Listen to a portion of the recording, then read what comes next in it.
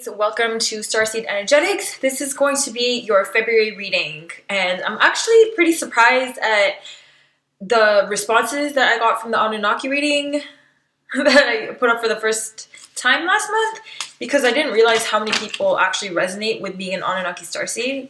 I feel like it's less prevalent, but I guess not. So I'm really happy to connect with all of you.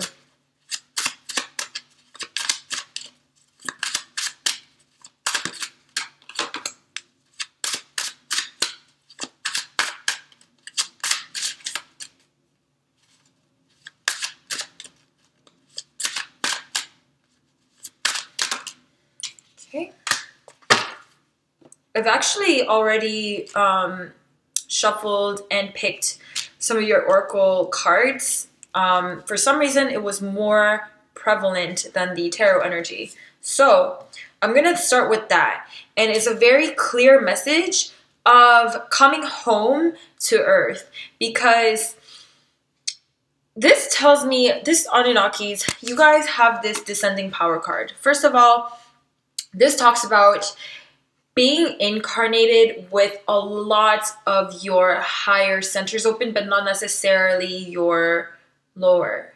So lower and higher is of course a metaphor, and even the spectrum of chakras is a symbolic perception of the energy centers that are beneficial. I think it's great to make use of these when you have certain issues that you want to transmute in your personal paradigm, but I do always think that it's necessary to step away from the chakra paradigm whenever is relevant, because you don't want to be stuck into this like single dimension of looking at any energetic centers. It's not true. Like if you transcend the various dimensions, you know, your chakra is unified. So one unified chakra of just white color is more true than the 7 system. And on certain dimensions, like the 5th dimension, the 13 system or the 12 system is even more relevant than the 7. And so this red and the root chakra, I just want you to use as a symbol, but I don't want you to think that this is tied to the existence of your being. But I do find it helpful if you want to work with red light therapy or like root chakra stimulating music. It will help you fix certain problems because of all the massive energetic movement behind this paradigm, right? This talks about how it's really funny, because I got the same message for Arcturians, which I'm not even surprised, because I feel like Arcturians and Anunnakis have a very long-standing interactive history. This descending power talks about your need to ground and earth. And so I don't want you to actually just even think about the root chakra only. I want you to also work with the earth star chakra, which is like a chakra that's beneath your physical body, like into the earth, and connect to that energy. And I want to recommend you work with the crystal of obsidian because of its very dark and pure earthly energy. It will be good for you to use. This month, as you will see, you have a lot of cards that signal your descension, and it's almost like a partial aspect of your consciousness has not been able to fully ground because you're not very grounded. But in this month, you're actually coming home to yourself, and you're going to be uniting with the aspects of yourself that you haven't yet had the chance to express yet. Her Eye Ever Open is a card that symbolizes your authenticity coming into light and you being actually confident to be the fullness of who you are. And I know how difficult it can seem when you're a starseed and you're coming out of the spiritual closet.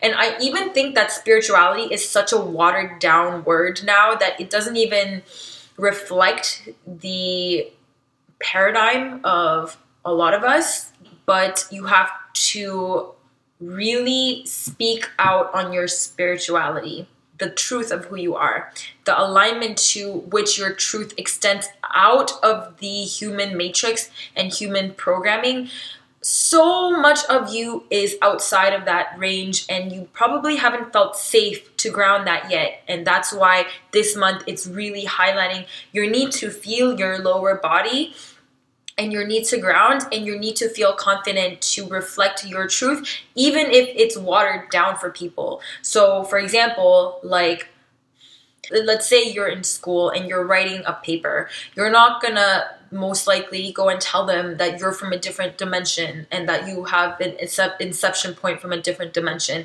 because you have to still respect and gauge the other person's consciousness and gauge the other person's belief system. And you can intuitively feel that, you know, you can sense how much truth can they handle. And when you sense that, you can water it down to that level, but toss out the habit of scrapping your truth and just giving them what they want to hear. That's a message that's coming for you, because look at this. First, you have peace, which means you have peace, inner peace with your, I guess, disresonance with the matrix. You've come to peace with it, knowing that it's actually your role to shift the paradigm. So it only makes sense that you feel this disresonance. And, you know, at this level of understanding of the various different levels of self, you can now be in peace because you're not so attached to this personal paradigm of third density, that this illusion of subjectivity is okay with you. And as a result of that inner peace, you're manifesting an external tribe and being at home within yourself and this environment as exactly as it is. Look at this. You have the tribe card and you have the home card. These are the most homey cards, and it's like that saying where a lot of like extraterrestrial energies will speak about, you're not gonna get beamed up and go home to another planet. It's more like you're gonna bring that energy home. And of course, I feel that once we establish that sense of home on this plane, our belonging and our alignment will manifest as such that we do go onto our mothership and go back to home. But it's only going to be a result of our alignment back to our source. It's not like something that's going to make us feel at home. It's like we feel at home and then we really go home, right? So that's that. Okay, now let me flip over the tarot cards because I haven't seen them yet. Wow, Temperance. This is art, and this is the art of transmutation. This is the art of alchemy, and this is the card of uniting the various levels of yourself, as I have said. So definitely there's a part of yourself that maybe when you were getting conditioned into this matrix for the sake of playing this game, there was a part of yourself that you fractionalized and you put aside until this moment. And this also is another message that came through in another reading too. So I'm guessing a lot of you guys are mixed heritages, like obviously. And I feel that probably if you're watching this, check out the Andromedan one too, because they had a similar message of putting away an aspect of yourself and reclaiming it at this point in time. But now you're mixing that together and blending the different levels and creating this new sub-reality that is like more in alignment with your higher self and that true paradigm you came here to create. That's awesome. Look at it. Look at it.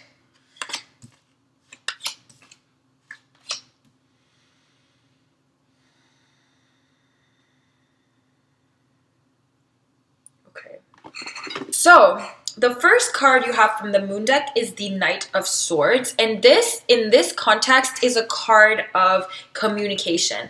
Hasty and unapologetic communication. So this has a lot to do with the Oracle card that spoke of being confident in speaking your truth. And this is a huge task for you this month, is to learn to embody your truth in any degree that the other people can handle. As much as they can handle, just spread it out. Even if they're such a matrix sheeple that you know they can't really process your truth, just even saying certain trigger words in your communication will seep into their subconscious mind and plant seeds of awakening for them. And that is your communication. And But the caution that I get from this is because Knight of Swords is a very opinionated card. And of course, in this density and dimension that you're experiencing, you know, there are shadow aspects to this virtue of being very clear, opinionated, and driven, is that sometimes you can be arrogant and kind of disrespectful of other people's experience and belief systems because you're so sure of your own.